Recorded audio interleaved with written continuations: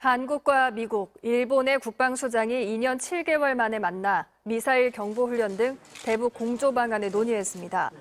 이종석 국방부 장관은 어제 아시아 안보회의가 열리는 싱가포르에서 로이드 오스틴 미국 국방장관, 기시노부오 일본 방위상과 한미일 국방장관 회담을 열었습니다.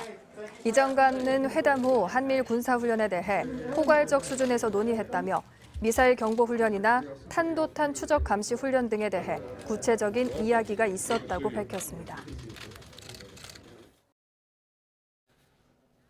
싱가포르에서 열린 아시아 안보 회의에서 일본은 한미일 국방회담뿐 아니라 중국과도 양자회담을 갖고 현안을 논의했습니다. 하지만 유독 우리 한국은 외면했는데요. 지난 2018년 초계기 갈등으로 인한 앙금이 여전하기 때문으로 풀이됩니다. 도쿄에서 이경아 특파원이 보도합니다. 일본과 영유권 분쟁 중인 센카쿠 열도 주변 해역에 중국은 거의 매일 정부 선박을 보내고 있습니다. 영토 문제를 둘러싼 긴장 속에도 중국과 일본은 2년 반 만에 국방장관 회담을 열었습니다. 일본은 센카쿠 열도 문제 등에 대해 강한 우려를 전했고 중국은 양국 협력을 강화하자는 입장을 밝혔습니다. 이번 아시아 안보 회의에서 일본은 특히 커지는 핵과 미사일 위협을 경계했습니다. 現在日本が核を保有する、そして開発し、ルールを無視するといった主体に囲まれているのみならず、それらは年々公然とルールをさらに無視するようになってきています。 여기에 대응하기 위해 한미일 국방회담이 열렸지만 한일 양자회담은 결국 없었습니다.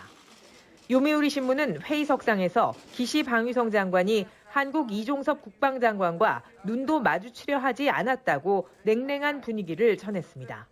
3국 국방회담도 미국의 강한 요구로 성사됐다는 분석이 힘을 얻고 있습니다.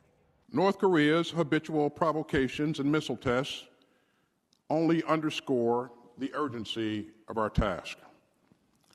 And so we're deepening the security cooperation among the United States, Japan, and the Republic of Korea.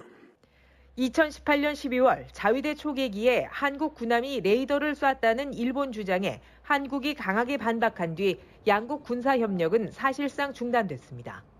이종섭 국방장관은 이번 회의에서 일본과 대화할 뜻을 밝혔습니다. 하지만 일본은 이 문제를 그냥 넘길 수는 없다는 입장입니다. 앙금이 여전한 일본이 안보 협력을 위해 양국 대화에 나서기까지는 적지 않은 시간이 필요할 것으로 보입니다. 도쿄에서 YTN 이경아입니다.